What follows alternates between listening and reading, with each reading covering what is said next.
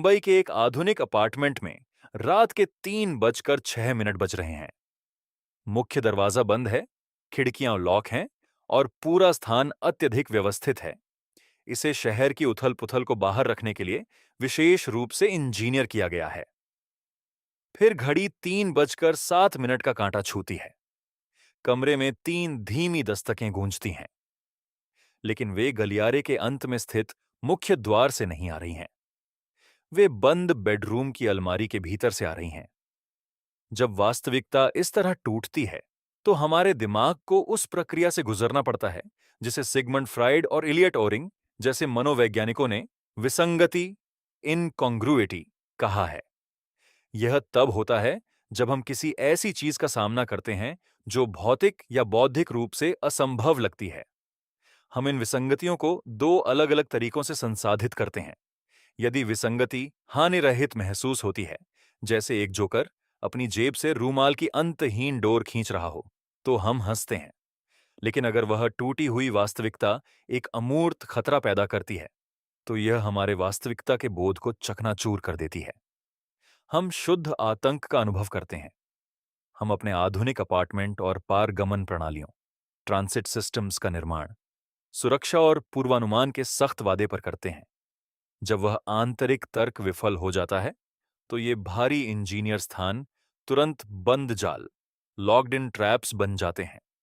Delhi metro से उभरने वाली भूतिया कहानियों को देखें।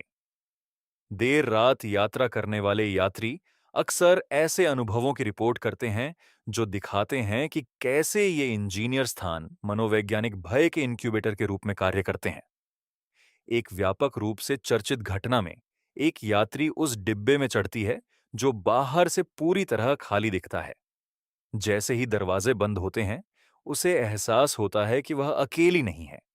एक बूढ़ा आदमी और एक युवा लड़की स्थिर बैठे हैं, शून्य दृष्टि से उसकी ओर देख रहे हैं। ट्रेन एक झटके के साथ चलती है और यात्री अपनी पलकें झपकती है। सीटें खाली हैं, वे आकृतियां गायब हैं, लेकिन जैसे ही राहत मिलनी शुरू होती है, उसका बोध खंडित हो जाता है। वह अपना सिर घुमाती है और वह बूढ़ा व्यक्ति अचानक उसके ठीक बगल में बैठा होता है, सीधे उसके चेहरे की ओर घूर रहा होता है। साहित्य में यह उस अवधारणा को दर्शाता है जिसे रूसी लेखक फ्योदोर दोस्तोयेव्स्की ने डोपेलगैंगर, डॉपलगैंगर या डबल के साथ खोजा था।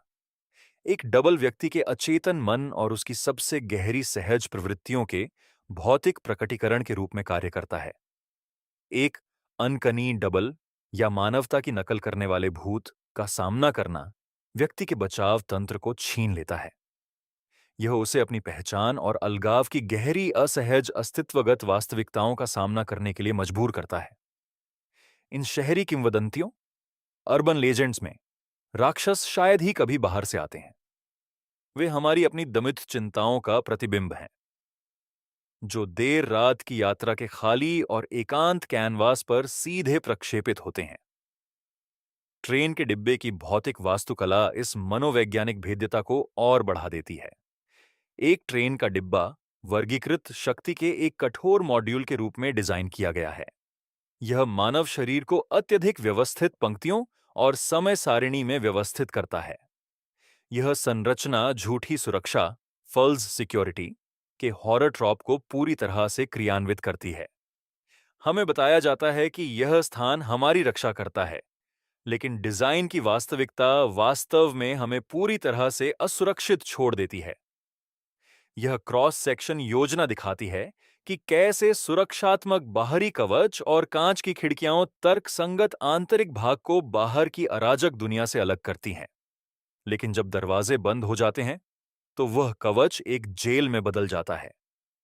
यदि कोई खतरा अंदर है, तो वे स्टील की दीवारें सुनिश्चित करती हैं कि आपके पास भागने के लिए कोई जगह नहीं है। हम आवाजाही की स्वतंत्रता की उम्मीद में ट्रेनों पर चढ़ते हैं, लेकिन यात्रा का अंतर्निहित आतंक यह अचानक एहसास है कि हमारी गतिशीलता के लिए बनाई गई मशीन वास्तव में एक चलती हुई पिंजरा है जो हमारी व्यक्तिगत स्वायत्तता को पूरी तरह से छीन लेती है। भारतीय रेलवे के आसपास का गहरा सांस्कृतिक भय एक सदी के गंभीर ऐतिहासिक आघात से उपजा है।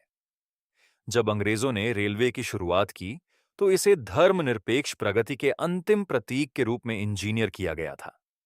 व्यवस्था का प्रतिनिधित्व करने के लिए भव्य, प्रभावशाली स्टेशन बनाए गए थे और पटरियों का उद्देश्य एक विशाल, विभाजित उत्तर औपनिवेशिक राष्ट्र को भौतिक रूप से एकजुट करना था।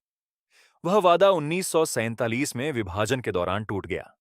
सांप्रदायिक हिंसा के बोझ तले पारगमन नेटवर्क बिखर गया। नागरिकों को सुरक्षा तक पहुंचाने के लिए बने वाहन डेथ ट्रेनों में बदल दिए गए, जो पूरी तरह से हताहतों से भरे हुए स्टेशनों पर पहुंचती थीं। दशकों बाद भी इस प्रगति की भौतिक संरचनाएं कभी-कभी विफल रही हैं। 2009 में निर्माणाधीन दिल्ली मेट्रो का एक ऊंचा हिस्सा गिर गया, जिसमें 5 लोगों की मौत हो गई और 1 दर्जन से अधिक घायल हो गए। वह सार्वजनिक विश्वास 2006 में और भी अधिक खंडित हो गया, जब मुंबई लोकल ट्रेन नेटवर्क पर सिलसिलेवार बम धमाके हुए। अपनी रोजमर्रा की दिनचर्या में लगे सैकड़ों लोग मारे गए या घायल हुए। समाज को आगे बढ़ाने के लिए डिजाइन की गई प्रणालियों ने इतिहास के कई मोड़ों पर सामूहिक विनाश के इंजन के रूप में कार्य किया है। उस विरासत ने राष्ट्र की पटरियों में वास्तविक दुनिया की चिंता को स्थायी रूप से समाहित कर दिया है, जो हमें एक केंद्रीय प्रश्न पर लाता है। हमारी आधुनिक शहरी किंवदंतियों में डरावने मेट्रो डिब्बों और अस्पष्ट रूप से भयानक अपार्टमेंट का दबदबा क्यों है? कथा सिद्धांतकार सुझाव देते हैं कि हॉरर हॉरर एक विशिष्ट व्यावहारिक कार्य करता है। यह एक सामाजिक मैथुन तंत्र, कोपिंग मैकेनिज्म के रूप में कार्य करता है, जो हमें सामूहिक आघात को संसाधित करने के लिए एक नियंत्रित वातावरण देता है। कोलकाता और दिल्ली मेट्रो में कथित तौर पर भटकने वाले भूत तेजी से औद्योगीकरण, राष्ट्रीय त्रासदियों और शहरी जीवन के अलगाव के सांस्कृतिक अवशेष के रूप में कार्य करते हैं। एक ट्रेन का डिब्बा एक दबाव युक्त सामाजिक प्रयोगशाला के रूप में कार्य करता है। यह भविष्य के लिए हमारी सभी आकांक्षाओं को समेटे हुए है, जो उन्हीं पटरियों पर आगे बढ़ रहा है जहां हमारे अतीत के हिंसक भूत बसे हुए हैं। इसीलिए अगली बार जब आप देर रात एक खाली ट्रेन के डिब्बे में कदम रखें या किसी पूरी तरह से बंद अपार्टमेंट में फर्श के बोर्ड की चरमराहट सुनें, तो अपनी रीढ़ की हड्डी में दौड़ने वाली उस सिहरन पर ध्यान दें। हमारे आधुनिक स्थानों का असली आतंक ये है कि वे कितने भी सुरक्षित क्यों न लगें, हम उन्हें हमेशा अपने अतीत के साथ साझा करेंगे।